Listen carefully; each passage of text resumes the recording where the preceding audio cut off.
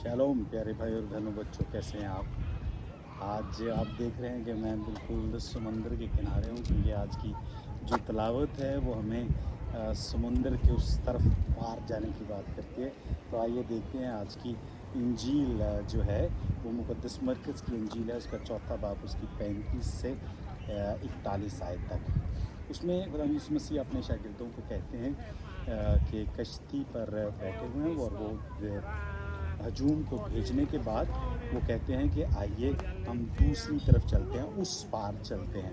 तो मैंने सोचा कि आज आपको यहाँ पर लेकर आऊँ और उस पार में वहाँ जब वो कश्ती में सवार होते हैं और वहाँ पर कश्ती के अंदर जो है वो खुदा यीशु मसीह जो है वो पर कश्ती के जो पिछला हिस्सा है उस पर गद्दी पर सो रहे होते हैं। और जब वो सो रहे होते हैं तो तूफ़ान आ जाता है कश्ती में और खुदा यीशु मसीह को शागिर्द जो हैं वो उठाते हैं और कहते हैं कि आपको कोई फ़िक्र नहीं है और वगैरह वगैरह। तो ये तिलावत आप खुद पढ़ लेंगे कि कलाम मुक़द्दस नहीं ला सका, लेकिन आज उसके बारे में हम ज़रूर बात कर सकते हैं। तो इस तिलावत को सुनने पर दो तरह के रद्द अमल हमारे सामने आते हैं। एक तो वो जो मोमिन हैं वो सुनकर इसको दंग रह सकते हैं कि अच्छा, खुदा यीशु मसीह ने जो है समंदर पर भी और जो लहरें हैं उन पर भी फतह पाई वगैरह वगैरह।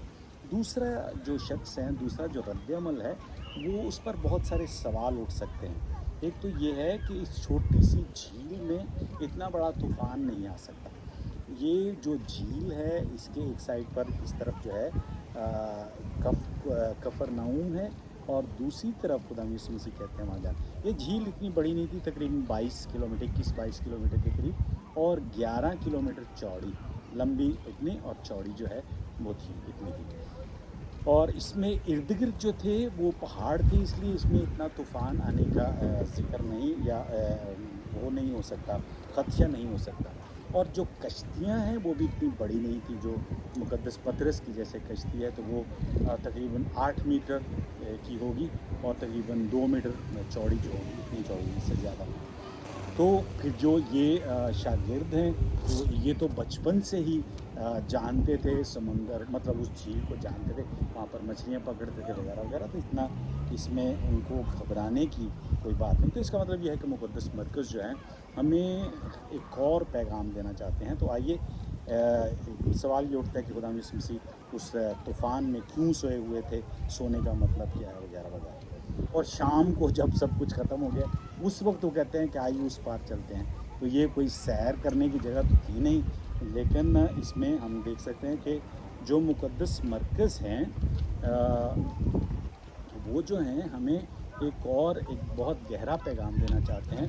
तो उस पैगाम में ख़ास तौर पर ये बताना चाहते हैं कि जो कफरनहूम है उसके दूसरे, एक तो कफरनहूम जो है वो एक ऐसी जगह है जो जहाँ पर सिर्फ़ यहूदी नहीं थे बल्कि गैर कौम बहुत सारे वहाँ पर लोग थे। और वहाँ से खुदा यीशु मसीह कहते हैं दूसरी तरफ जब जासियों जो है वो उसकी तरफ जहाँ पर वहाँ पे एक उनको शख्स मिलता है जिसमें बदरूहें होती हैं और वो शख्स जो कहता है कि ये बदरूहें एक लश्कर की तरह हैं और वो लश्कर जो है वो कहता है कि हमें निकाल दो और हम सूरों में चले जाएं। और जो सूर हैं वो झील में कूद जाते हैं वगैरह वगैरह। तो आइए इसमें देखते हैं कि मुक़द्दस मरकज़ जो है वो हमें कहाँ पर क्या पैगाम देना चाहते हैं। जो शाम है, शाम का वक्त है यहाँ, इसका मतलब है कि दिन के ख़त्म होने का जो ज़िक्र है वो ऐसे ही है जैसे खुदा यीशु मसीह की ज़िंदगी जो है वो दिन है और शाम जो है वो उसका इख्तिताम है। तो खुदा यीशु मसीह की ज़िंदगी के इख्तिताम के बारे में ये बात की जा रही है। जैसे यूहन्ना, मुक़द्दस यूहन्ना की इंजील उसका 9 बाब उसकी 4 आयत में कहते हैं, वाजिब है कि जब तक दिन है उसमें काम करूं, मैं उसके काम करूं जिसने मुझे भेजा है। वो रात आने वाली है जिसमें कोई शख्स काम नहीं कर सकता। फिर यूहन्ना की इंजील में ही 8 बाब उसकी 56 आयत में यीशु कहते हैं, तुम्हारा बाप इब्राहिम मेरे दिन की देखने की तमन्ना में नहायत शादमान था। तो यहाँ यीशु इस इख्तिताम पर, अपनी इख्तितामी ज़िंदगी पर शागिर्दों को ये मिशन सौंपना चाहता है कि वो दूसरी तरफ चलें और ये जो मंजिल है वो उस पार है, यानी गैर कौमों में है। جھیل کے دو کنارے ایک طرف چنی ہوئی قوم تھی، دوسری طرف جو ہے وہ غیر قوم. تو خدا یسوع مسیح کہتے ہیں کہ غیر قوموں کی طرف ہمیں جانا تاکہ انہیں بھی یہ خوشخبری دی جائے کہ وہ غیر نہیں اپنے ہی ہیں، کیونکہ وہ خدا جو ہمارا باپ ہے وہ سب کا ہی باپ ہے. اور کچھ ناپاک روحوں نے انہیں زندگی سے تھوڑا دور کر دیا ہے، اور یہ بدروح ہمارے اندر ہی ہوتی ہے. اور وہ یہ بدروح جو ہے وہ نفرت بھی ہو سکتی ہے، حقارت بھی ہو سکتی ہے، خون خرابہ بھی ہو سکتا ہے، لالچ بھی ہو سکتا ہے. وہ سب چیزیں جو ہمیں بھرپور زندگی بسر نہیں کرنے دیتی، وہ اچھی روح نہیں ہے، وہ بد روح کہلاتی ہے. اور محبت جو ہے اس کو کیسے، جو اس نفرت کو کیسے ختم کیا جاتا ہے؟ محبت کے ساتھ اس نفرت کو ختم کیا جا سکتا ہے. کشتی کا ذکر ہے. کشتی کی جو علامت ہے وہ کلیسیا کی علامت ہے. شروع ہی سے بہت سارے جو گوتھک چرچ ہیں اس میں اس کو بڑی ایک کشتی کی شکل میں بنایا جاتا تھا، اور یہ کشتی پطرس کی کشتی جو ہے اس کے حوالے سے اس کو پیش کیا جاتا تھا جس میں یسوع موجود ہے. اور جو غیر قوم اس طوفان میں سے اس میں آتا ہے طوفان، تو وہ اس طرح کے واقعات ہیں، اس طرح کی باتیں ہیں جس سے انسان کو اس پر فتح پانی ہے. اور بہت ساری کلیسیاں ہیں جو اس کے ساتھ چلیں، کیونکہ اور بہت ساری کشتیاں بھی وہاں پر موجود تھیں. تو اس صورت میں جہاں پر طوفان ہے تو وہاں پر آسان نہیں ہے چلنا، کیونکہ سمندری طوفان جو ہے وہ خداوند یسوع مسیح کے پیغام میں مذمت ڈالتا ہے، یعنی اس کے پیار کے پیغام کو لوگ جو ہیں وہ آسانی سے قبول نہیں کر پاتے. تو سمندر اس حالت کی علامت ہے جہاں گناہ جو ہے پنپتا ہے، یعنی زندگی کی بھرپوریت کو وہ ختم کرتا ہے. تو یوں جب خداوند یسوع مسیح کے پانی پر چلنے کا حوالہ دیا جاتا ہے تو اس کا مطلب یہ نہیں کہ وہ کوئی سرکس کر رہے ہیں یا کوئی جادو کر رہے ہیں. اس کا مطلب یہ ہے کہ وہ گناہ پر یا برائی پر عبور حاصل کرتے ہیں. تو یہ سمندر کی جو علامت ہے وہ جہاں پر گناہ پایا جاتا ہے، جہاں پر بدی پائی جاتی ہے اس کو. اور اس کے بعد ہم یہ بھی دیکھ سکتے ہیں جیسے بحرہ کلزم ہے، جب حضرت موسیٰ جو ہیں قوم کے ساتھ، بنی اسرائیل قوم کے ساتھ دوسری طرف جائیں تو بحرہ کلزم جو ہے ان کو ان کے راستے میں رکاوٹ بن جاتا ہے.